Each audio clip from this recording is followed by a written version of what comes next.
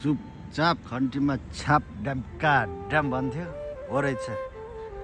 पुरानो होस् या नयाँ होस् सबैको कानको जाली फुट्ने गरी बजायो।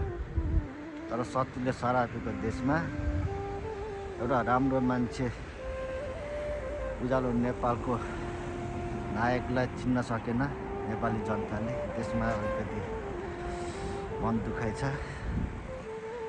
हेरौँ अब देशको विकास कति गर्छ ड्यामका ड्याम बजाउने खन्तीहरूले।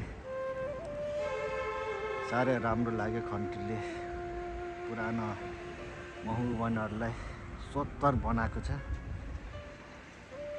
तर नयाँ हर्क साम्पाङ चाहिँ आउनुपर्छ भन्ने धारणा छ।